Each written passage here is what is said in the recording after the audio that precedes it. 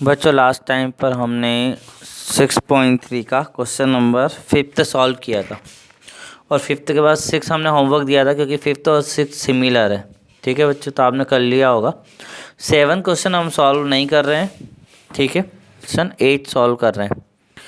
तो after allowing a discount of 12% on the marked price of an article it is sold for ₹880, find its marked price. तो यहाँ पे question number 8 solve कर रहे हैं। इसमें ये बताया कि 12% जो डिस्काउंट हमने दिया इन आर्टिकल किसी भी वस्तु पर, तो 12% डिस्काउंट देने पर हमने उसको कितने में बेचा? सोल्ड फॉर 880 में उसको बेचा। मतलब एसपी जो है वो कितना है? 880।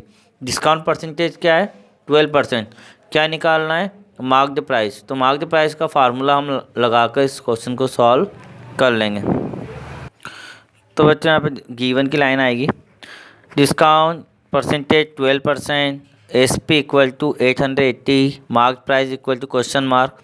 फार्मूला जो है हमारा, mark price equal to SP multiply 100 upon 100 minus discount percentage.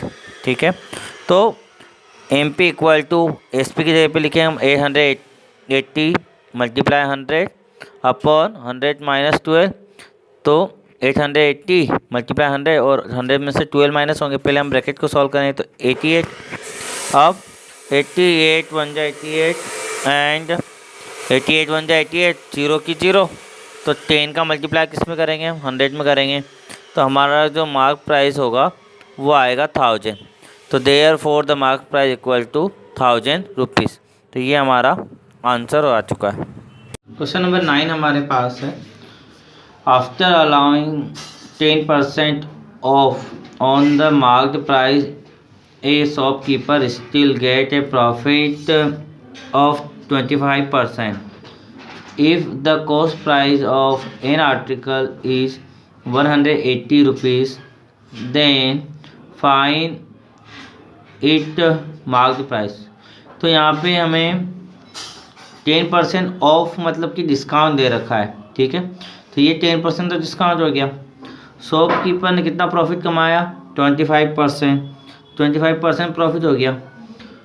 If the cost price मतलब सीपी हमें दे रखा है 180, तो मार्क्ड प्राइस निकालनी है। तो बच्चों ये हमारा क्वेश्चन नंबर 9 और 10 और 11 ये 3 क्वेश्चन सेम है। तो 9 10 11 में से हम केवल 9 सॉल्व कर रहे हैं, 10 और 11 आपको होमवर्क में सॉल्व करना है। ठीक है बच्चों, तो यहाँ पर हमारे पास डिस्काउंट परसेंटेज है, प्रॉफिट परसेंटेज है और सीपी है। तो सिमिलर उनमें भी वही चीज़ दे रखी है आपको, और यहाँ पर हमें मार्क प्राइस निकालनी है और आपको 10 और 11 क्वेश्चन में भी मार्क प्राइस निकालनी है। ठीक है, तो मार्क प्राइस निकालने के लिए हमें क्या चाहिए? तो एमपी मार्क प्राइस निकालने के लिए हमें चाहिए डिस्काउंट परसेंटेज और एसपी। लेकिन हमें एसपी तो गिवन नहीं है, हमें तो क्या गिवन है? सीपी गिवन है ना।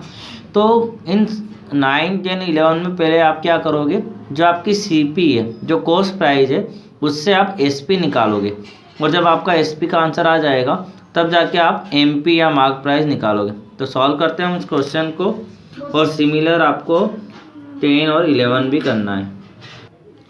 डिस्काउंट परसेंटेज है हमारे पास 10%, प्रॉफिट परसेंटेज 25%, सीपी हमें 180 दे रखा है, एमपी मार्क प्राइस हमें निकालना है, क्वेश्चन मार्क, ये सब गिवन में आ गया। इसके बाद सबसे पहले हम वी फाइंड फर्स्ट एसपी को फाइंड करने, क्योंकि एमपी या मार्क प्राइस एसपी पर निकलती है, सीपी पर हम निकाल नहीं सकते हैं ना।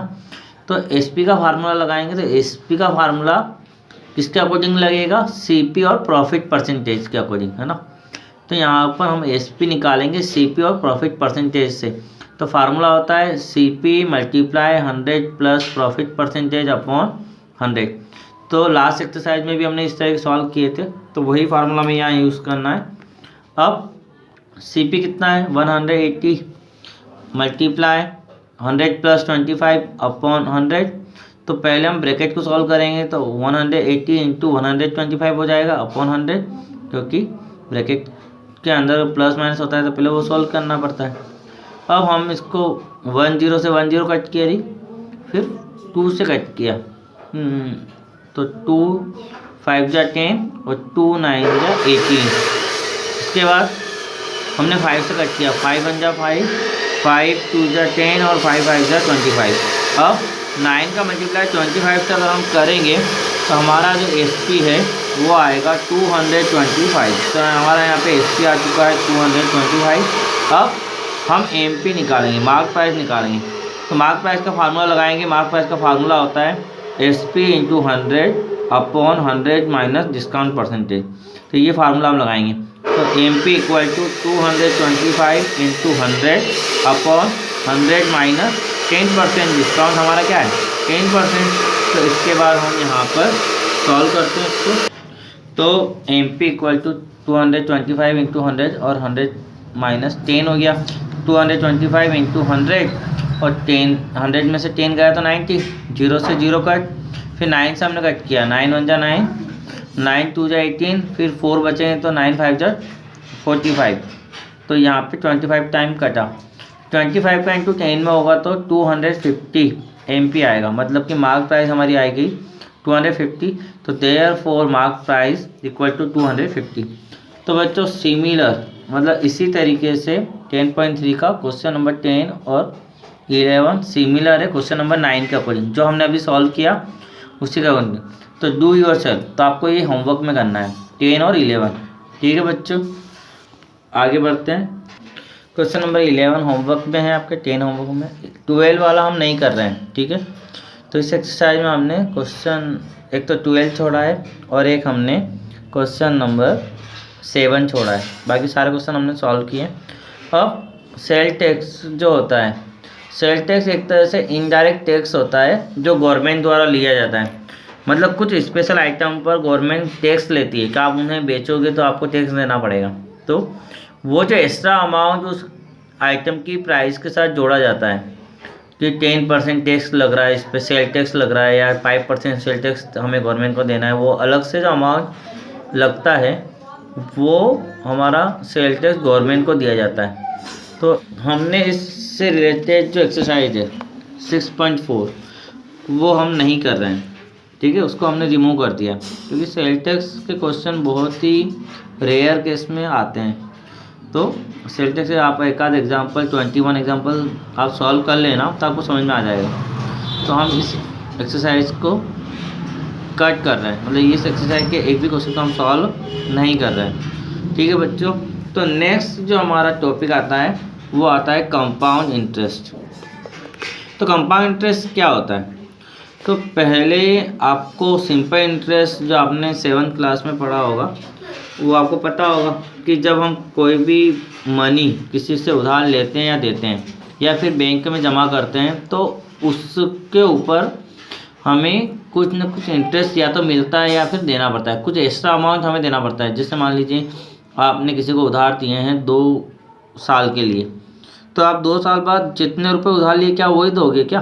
नहीं ना, जितने रुपए लिए वो तो देना ही है, उसके साथ उसका इंटरेस्ट भी देना है, कुछ अलग से ऊपर से कुछ रुपए देना है, वो होता है सिंपल इंटरेस्ट। तो सिंपल इंटरेस्ट का कॉन्सेप्ट आप लोगों को पता है जो आपने 7th क्लास में सीखा। अब हम पढ़ रहे हैं कंपाउंड इंटरेस्ट। तो कंपाउंड इंटरेस्ट में क्या होता है? कंपाउंड इंटरेस्ट में जो आप उधार रुपए लेते या देते हो वो हर साल उसका जो इंटरेस्ट है वो प्रिंसिपल में प्लस हो जाता है, मतलब जो उधार रुपए लिए दिए उनमें प्लस हो जाएगा। जैसे फॉर एग्जांपल हम किसी से 100 रुपये उधार लेते हैं, लेकिन हमने कितने साल के लिए लिए? 2 साल के लिए। मान लीजिए 100 रुपये पर अगर इंटरेस्ट बनता है 1 साल का 10 रुपये, तो दूसरे साल कितने अमाउंट हो जाएगा? क्योंकि 2 साल के लिए दिए हैं ना हमने, किसी सामने वाले को 2 साल के लिए दिए हैं, तो हमने कहा 10 रुपये का इंटरेस्ट लगेगा।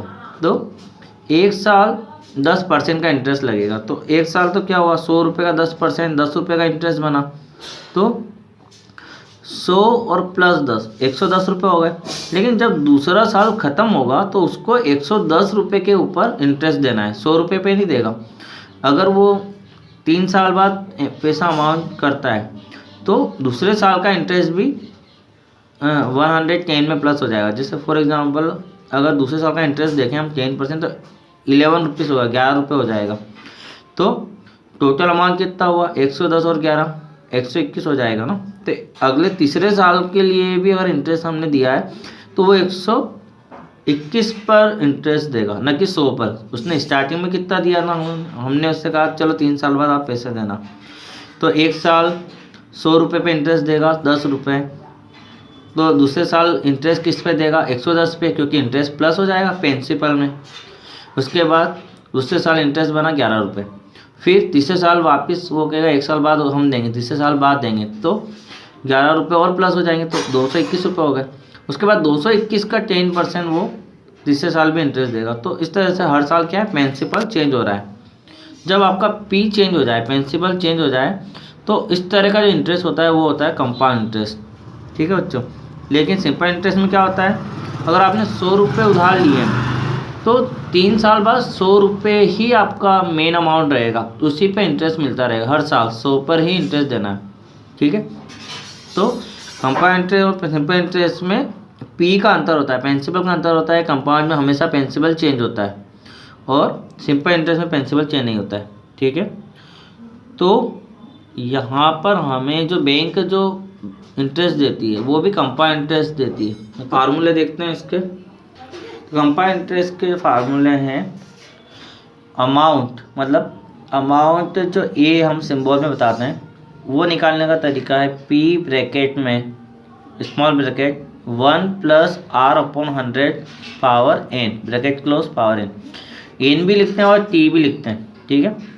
तो ए तो आपका अमाउंट हो गया, पी आपका प्रिंसिपल है, आर आपका रेट है और एन आपका टाइम है। ठीक है, नंबर ऑफ ईयर।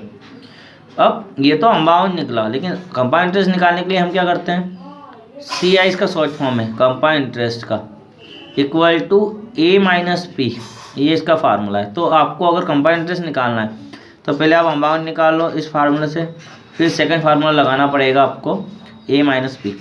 और अगर आप डायरेक्ट ही सी आई निकालना चाहते हो तो उसका भी एक फार्मूला है। तो या तो आप ऊपर के दोनों लगाओगे तो सी आई निकलेगा, या फिर नीचे वाला एक ही फार्मूला लगा सकते हो, P big bracket small bracket 1 plus R upon 100 की power N minus 1 big bracket close. तो यहाँ पे पी कॉमन आ जाता है। तो इस फार्मूले से एक ही फार्मूले से हमारा सी आई निकलता है और इसमें 2 फार्मूले लगाने पड़ते हैं।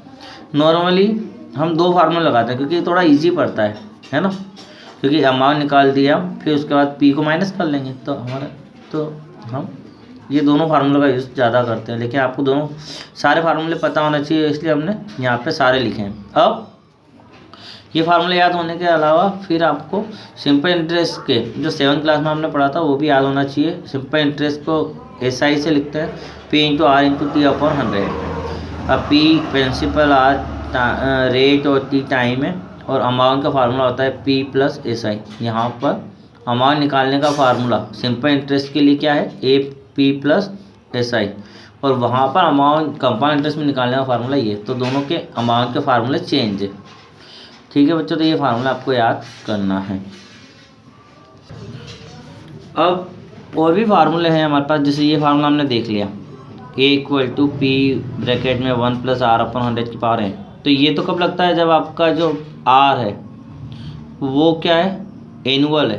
ठीक है। लेकिन अगर आपका यहाँ पे रेट ऑफ इंटरेस्ट आर जो है पर अमंग है तो ये फार्मूला लगेगा ऊपर वाला। लेकिन पर अनम मतलब एनुअल नहीं होने के बाद अगर कंपाउंडेड हाफ ईयरली हुआ, क्वार्टरली हुआ, इसी तरीके से हुआ तो हमारा अमाउंट और सी आई चेंज हो जाता है। उसके लिए हम क्या करते हैं, रेट को मतलब उसके अकॉर्डिंग चेंज करते हैं। अगर हाफ ईयरली तो आधा कर लेंगे और टाइम को डबल कर लेते हैं। मल्टीप्लाई एन के हो रहा है तो के का मतलब जितने भी टाइम्स होगा उसका मल्टीप्लाई हो जाएगा टाइम में, और रेट में उसका डिवाइड हो जाएगा।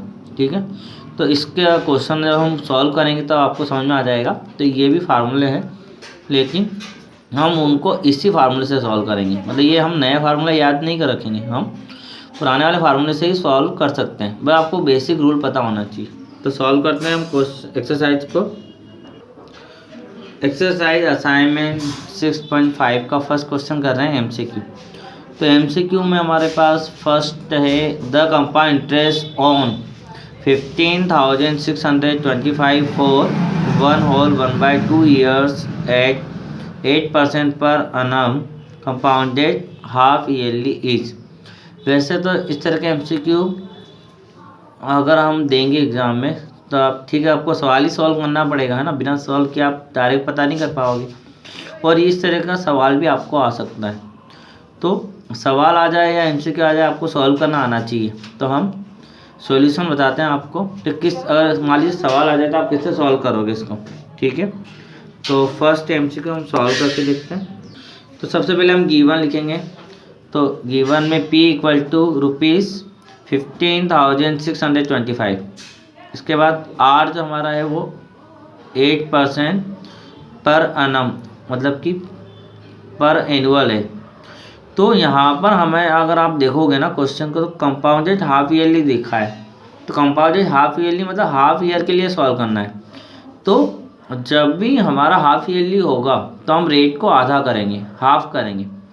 तो 8 में तो 2 का डिवाइड हो जाएगा, रेट हाफ हो जाएगी। तो 8 में 2 का डिवाइड हुआ तो आंसर आया 4, मतलब 4% हाफ ईयरली रेट चलेगी, क्योंकि हमें कंपाउंडेड हाफ ईयरली दिया हुआ है। अगर आप क्वेश्चन देखना, वहाँ लिखा है कंपाउंडेड हाफ ईयरली, इसलिए हमने रेट को हाफ किया। और जब हाफ ईयरली होगा तो टाइम डबल हो जाएगा, ठीक है। हाफ ईयरली के लिए टाइम डबल होगा। तो एक्चुअल टाइम क्या है 1/2, तो इसका होगा 3/2 ईयर्स। तो ये ईयर्स है और हमें निकालना है हाफ ईयर के लिए। तो कंपाउंडेड हाफ ईयरली मतलब हाफ ईयर बनाना है, तो टाइम को डबल करेंगे, मतलब 2 का मल्टीप्लाई करेंगे। तो 2 × 3/2 हाफ ईयर्स। तो 2 से 2 कैंसिल होगा, तो 3 हाफ ईयर। तो हमारा जो टाइम होगा वो तो 3 हाफ ईयर में चेंज होगा। मतलब यहाँ पे हम एन भी लिख सकते हैं और टी भी लिख सकते हैं, हमने टी लिख दिया है, तो हम फार्मूले में भी टी यूज़ करेंगे। तो आर तो हो गया 4% हाफ ईयर, और टाइम हुआ 3 हाफ ईयर। मतलब कंपाउंडेड हाफ ईयरली के लिए रेट हाफ हो जाएगी, टाइम डबल हो जाएगा।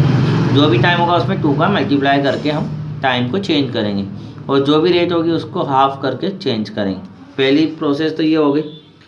अब कंपाउंड इंटरेस्ट निकालना है CI, इसलिए क्वेश्चन मार्क। अब हम नॉर्मल फार्मूले से इसको करेंगे। कंपाउंड हाफ ईयरली के लिए भी हम वही फार्मूला लगा रहे हैं। हालांकि हमने फार्मूला आपको अभी बताया था कि K वाला लगता है, लेकिन वो नहीं लगाएंगे।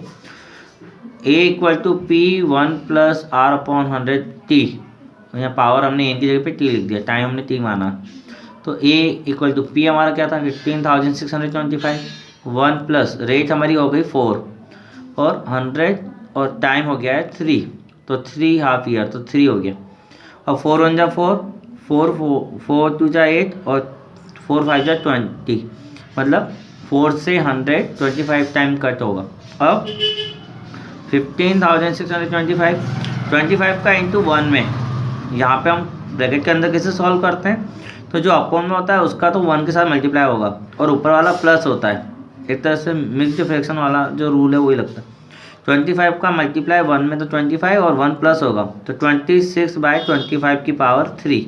अब 15,625 मल्टीप्लाई 26/25 3 टाइम हम लिखेंगे, 26/25, 26/25, 26/25। अब हम 25 की टेबल से डायरेक्ट कट कर रहे हैं। 25 1 जा 25, 25 6 जा 150, तो 156 को हमने 6 टाइम कट करा तो 6 रिमाइंडर आया, 6 और 2 62 हो गए। तो 25 2 जा 50, तो हमारा 12 रिमाइंडर आया, तो 125 हो गया। तो 25 5 जा 125, तो 15,625 कितने टाइम तक कट हुआ, 625 टाइम। फिर 25 1 जा 25, फिर 25 2 जा 50, फिर 12 बचा तो 125 हो गया। 25 5 जा 125, तो 25 टाइम। 25 1 जा 25, 25 1 जा 25। तो अब हमारे पास रिमेनिंग क्या बचा, 26 × 26 × 26। तो 26 का जो क्यूब होता है, मतलब तीनों 26 का मल्टीप्लाई करने पर हमारा आया 17,576। हमें CI निकालना है, तो CI का फार्मूला हम लगाएंगे A - P। तो 17,576 - 15,625, तो पी को माइनस कर लिया तो हमारा आया 1951। तो therefore the option B is correct. तो ये ऑप्शन बी करेक्ट है, और नहीं तो हमारा आंसर जो सी आई, और क्वेश्चन आता find the compound interest for half yearly, तो यही आंसर आता है सी आई वाला। तो सॉल्व इसी तरीके से हम सॉल्व करते हैं। तो हमें इस एक्सरसाइज में ऐसे ही क्वेश्चन सॉल्व करना है। एक और एमसीक्यू देख लेते हैं। सेकंड एमसीक्यू हमारा उसी तरीके से है।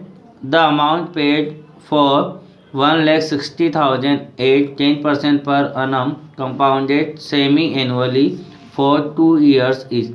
तो सेमी एनुअली या कंपाउंडेड हाफ ईयरली बात एक ही है ना, सेमी का मतलब भी हाफ ही होता है। तो ये एमसीक्यू सिमिलर है फर्स्ट जैसा, तो उसी तरीके से आपको सॉल्व करना है। बस यहाँ पर सी आई की जगह पर केवल ए तक सॉल्व करना, अमाउंट फाइंड करना है। तो हम आपको केवल इसको स्क्रीन को दिखा देते हैं क्या आंसर आएगा, आप सॉल्व कर लीजिएगा उसको। तो यहाँ पे पी तो आपका 1,60,000, आर आपका 10% पर annum, तो इसको हाफ ईयर बनाना पड़ेगा, हाफ ईयरली। तो इसको 2 से डिवाइड करेंगे, हाफ करेंगे तो 5%। टाइम को डबल करते हैं तो 2 ईयर्स का क्या होगा, 2 × 2 4 हाफ ईयर हो जाएगा। अब अमाउंट निकालना है, तो अमाउंट का फार्मूला आपको पता है, पी ब्रैकेट में 1 + R/100 फिर यहाँ पर 1,16,000 1 + 5/100 और टी 4 हो गया। तो ये हाफ ईयरली का जो हमने पहला क्वेश्चन किया उसी तरह से टाइम और रेट चेंज हो जाएगा, और उसके बाद वही कट करके 4 टाइम लिख के आप कट कर लेना, तो आपका लास्ट में ए आ जाएगा 1,94,481। तो therefore option B is correct.